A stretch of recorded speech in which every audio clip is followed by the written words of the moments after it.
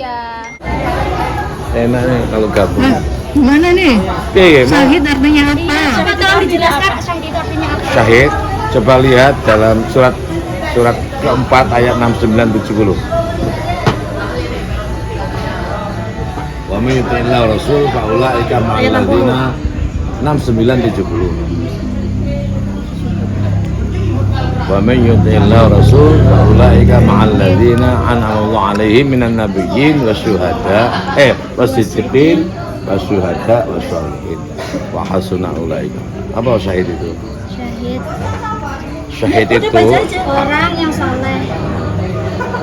syahid salah itu. Di sini tulisannya berisi janji Allah kepada orang-orang yang taat. Nah itu salahnya Quran, salahnya menafsirkan. Coba dicek, dibuka Qurannya. Saya itu ahli Quran itu, saya itu mesti Quran.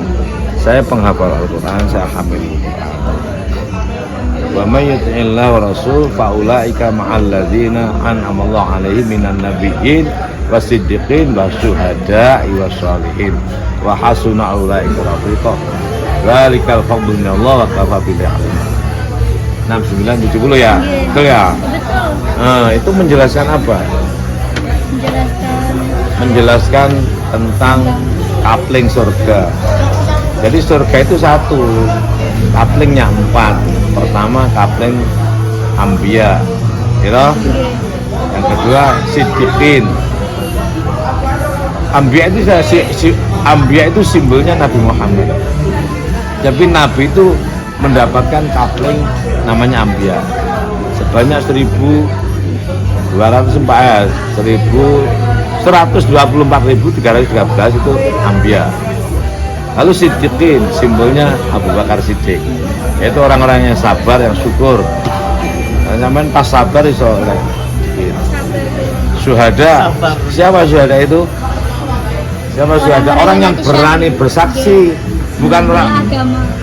ini. Kalau kamu melihat sesuatu kejadian, melihat kan, kamu menyaksikan kan, lalu terjadi perkara, kamu berani nggak menjadi saksi?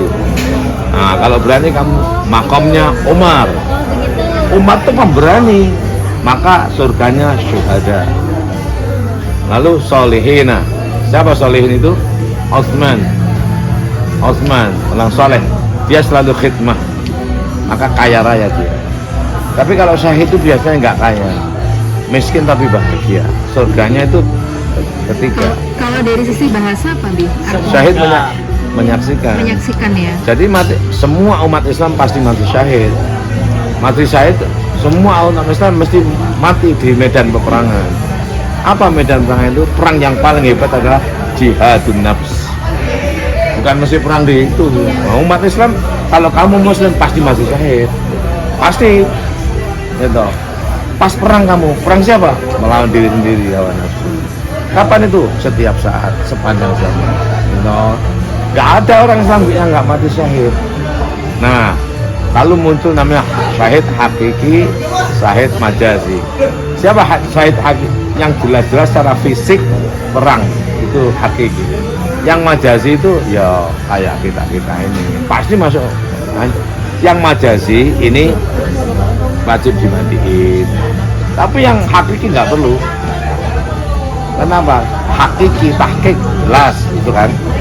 Jelas perang kan secara fisik. Nah, yang majazi, apakah Anda benar-benar perang atau tidak? Belum tentu kan, yang tahu diri dan Allah kan. Nah, daripada mati disolatin. Kalau yang ini nggak perlu sholat ini. Yang hakiki itu pendem aja udah.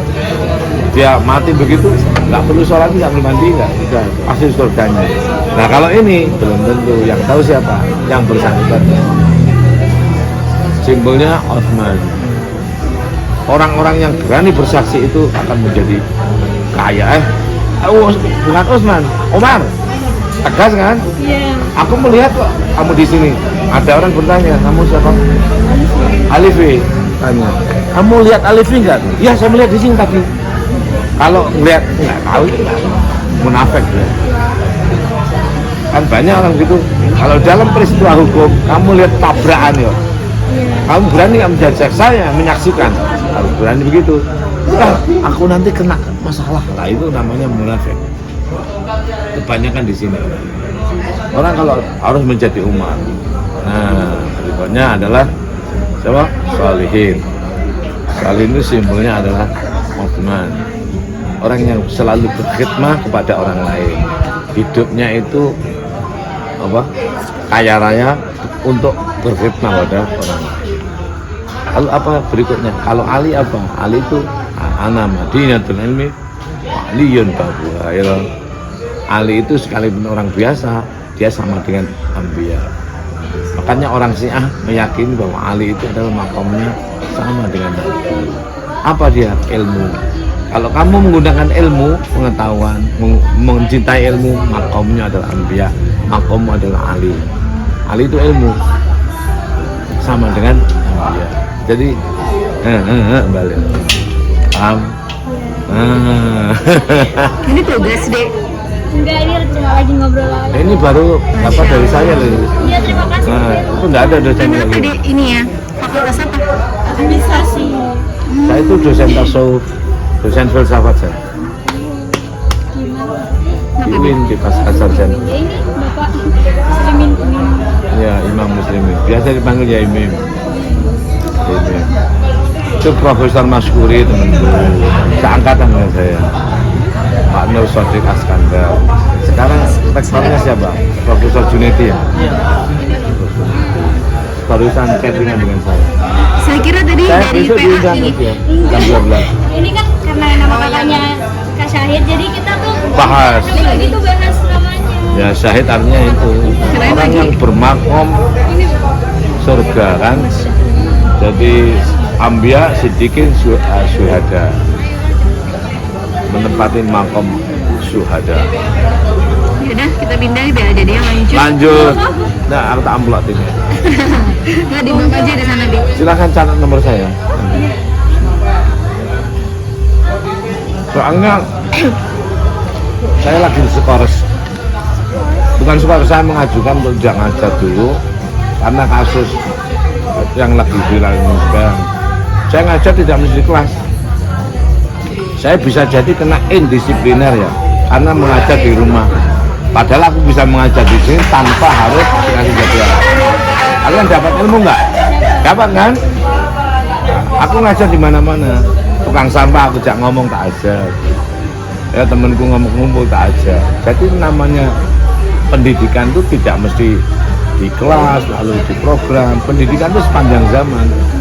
Nah, orang-orang formalistik, orang-orang aliran apa yang disebut dengan belajar itu bila mana ada jadwal, ono laporan, terus hasilnya itu angka, nilai. Nek dibiji oleh A berarti agamanya dapat 9, tapi sholat subuhnya juga jam 9.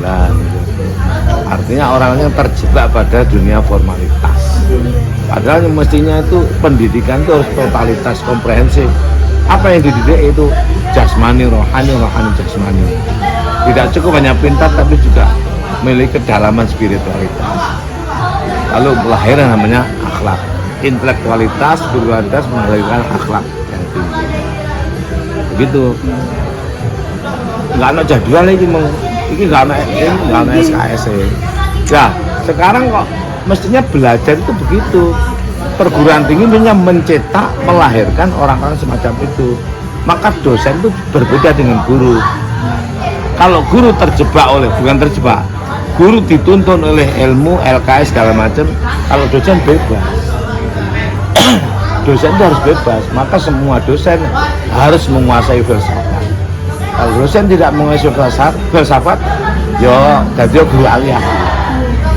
Gitu ya. Maka dosen itu harus berpikir komprehensif. Kalau Aristoteles gimana berpikirnya? Logika harus gandeng dengan logistik. Kenapa? Karena manusia itu makhluk material. Ya. Otakmu nggak akan jalan kalau logistiknya nggak ini. Misalnya jalan panganannya ya mulai kabeh ya nggak. Maka logistiknya harus ada. Logika berpikir akan sehat kalau logistiknya itu tersedia. Itu kan? Siapa bilang itu? Aristoteles. Lanjut. Terima kasih Bapak. Ya sama-sama ya.